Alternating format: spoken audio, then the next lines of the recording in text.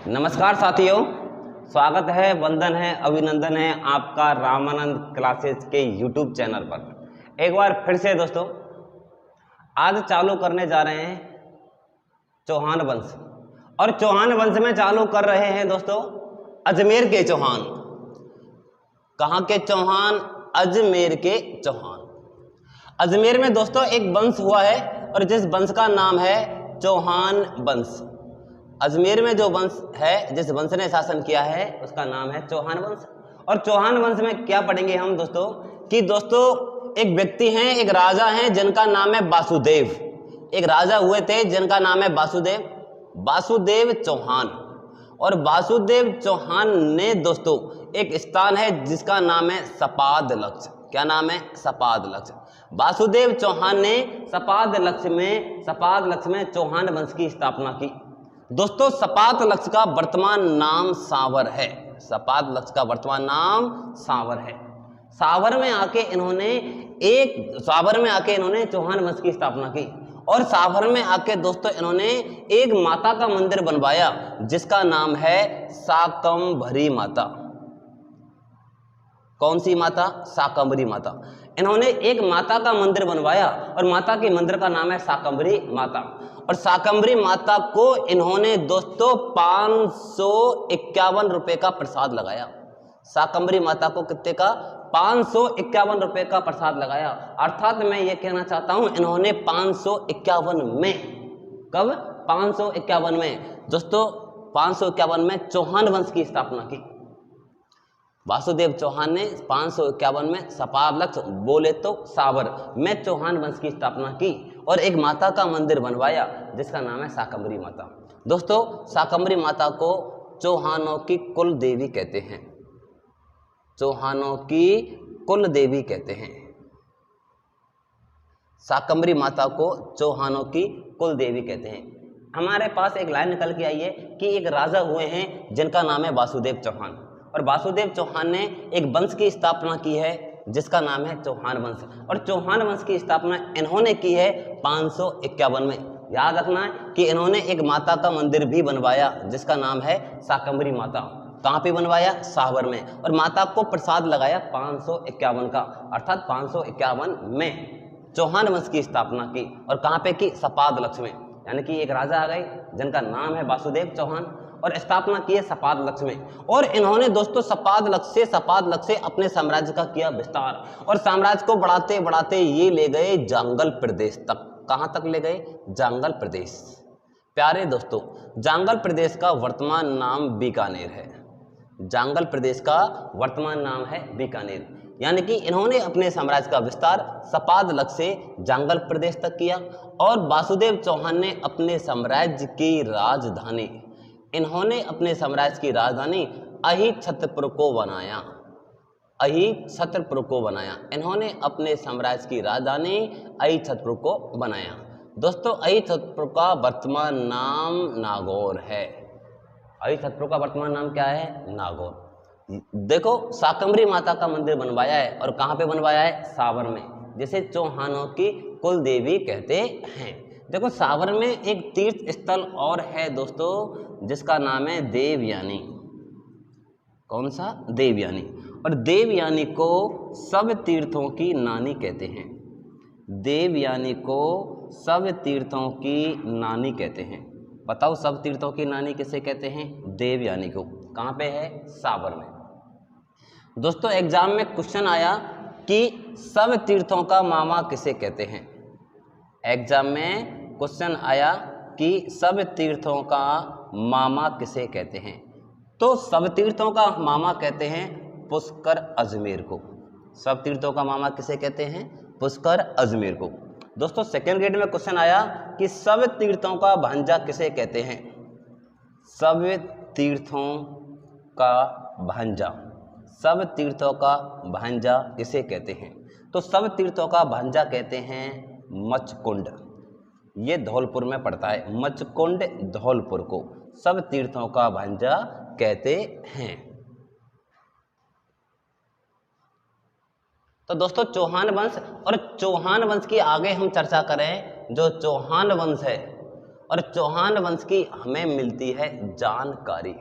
चौहान वंश की जानकारी बिजौलिया शिलालेख देता है। चौहान वंश की जानकारी कौन सा शिलालेख देता है? बिजौलिया शिलालेख। शिला यानी पत्थर की शिला, लेख यानी लिखना, पत्थर की शिला के ऊपर लिखना शिलालेख कहलाता है। चौहान वंश की जानकारी देता है बिजौलिया शिलालेख। दोस्तों बिजौलिया शिलालेख भीलवाड़ा में लगा हुआ है। कहाँ पे लगा हुआ है? भीलवाड़ा में। और बिजौलिया शिलालेख चौहान वंश के बारे में यह जानकारी देता है। और बिजौलिया शिलालेख के अनुसार दोस्तों चौहानों को वत्स गोत्रीय ब्राह्मण कहा गया है। क्या कहा गया है? वत्स गोत्रीय ब्राह्मण। बिजौलिया शिलालेख में चौहानों को वत्स गोत्रीय ब्राह्मण बताया गया है। और दोस्तों बिजौलिया शिलालेख के अनुसार सावर झील का निर्माता, एक झील है जिसका नाम है सावर झील, और सावर झील का निर्माता वासुदेव चौहान है। बिजौलिया शिलालेख के अनुसार सावर झील का निर्माता है वासुदेव चौहान। जबकि भूगर्भ वेताओं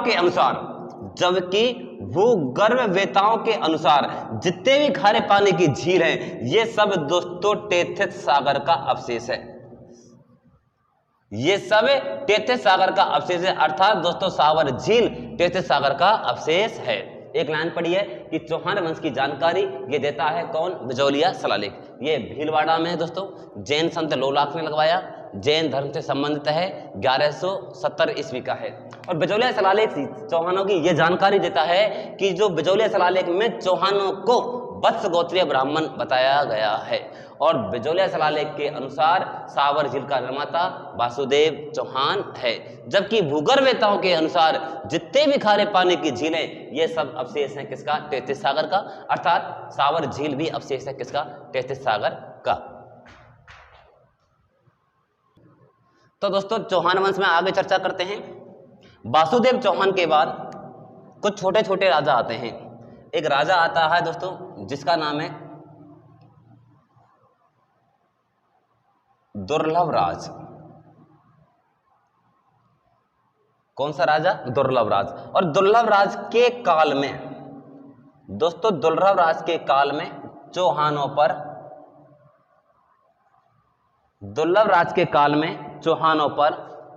पहली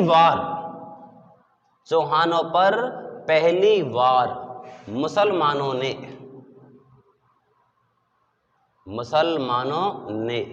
असफल आक्रमण किए। मुसलमानों ने कैसे आक्रमण किए? असफल आक्रमण किए। पूछा कि चौहानों पर पहली बार मुसलमानों ने असफल आक्रमण किसके शासनकाल में किए? किसके शासनकाल में किए? दुर्लभ राज के शासनकाल में किए। दुर्लभ राज के बाद में चौहान वंश में अजमेर के चौहानों में अगले एक शासक हैं दोस्तों जिनका नाम है पृथ्वीराज प्रथम। क्या नाम है? पृथ्वीराज प्रथम। और पृथ्वीराज प्रथम के काल में रेवासा सीकर की बात है। कहाँ की बात है? रेवासा एक जगह है, रेवासा सीकर डिस्ट्रिक्ट में पड़ती है। रेवासा सीकर में इनके काल में जीन माता का मंदिर बना। कौन सी माता? जीन माता। जीन माता का मंदिर बना किनके काल में? पृथ्वीराज प्रथम के काल में। दोस्तों पृथ्वीराज प्रथम ने इसका निर्माण नहीं करवाया, इसका निर्माण करवाया पृथ्वीराज प्रथम के सामंत हट्टड़ ने। इसका निर्माण करवाया पृथ्वीराज प्रथम के सामंत हट्टड़ ने। यानी कि पृथ्वीराज प्रथम के काल में रेवासा सीकर में जीन माता के मंदिर का निर्माण हुआ। इस माता के मंदिर का निर्माण पृथ्वीराज प्रथम ने ना करवाया, पृथ्वीराज प्रथम के काल में हुआ। इनके सामंत बोले तो उस जमाने के जैसे कि मंत्री, तो इनका सामंत हट्टड़ ने करवाया। और पृथ्वीराज प्रथम के बाद में सावर के अगले शासक होते हैं दोस्तों, सावर के अगले शासक होते हैं जिनका नाम है दोस्तों गूबक। क्या नाम है? गूबक। और गूबक ने दोस्तों सीकर जिले में सीकर में हर्ष का मंदिर बनवाया। इसने दोस्तों किसका मंदिर बनवाया? हर्ष का मंदिर बनवाया। ये जीन और हर्ष दोस्तों दोनों आपस में भाई बहन हैं। आगे लोक देवियों में पढ़ेंगे। जो जीन माता है उनका भाई है हर्ष। तो पृथ्वीराज प्रथम के बाद में अगले शासक आते हैं कौन? गूबक। और गूबक के बाद में एक अगले शासक आते हैं जिनका नाम है विग्रहराज द्वितीय। क्या नाम है दोस्तों? विग्रहराज द्वितीय। और विग्रहराज द्वितीय के काल में, या फिर हम पढ़ें कि विग्रहराज द्वितीय प्रारंभिक चौहानों में, ये दोस्तों प्रारंभिक चौहानों में, ये प्रारंभिक चौहानों में सबसे प्रभावशाली, ये सबसे प्रभावशाली व शक्तिशाली शासक था। ऐसे आ जाए ना कि प्रारंभिक चौहानों में सबसे प्रभावशाली अर्थात शक्तिशाली शासक है तो कौन है? विग्रहराज द्वितीय।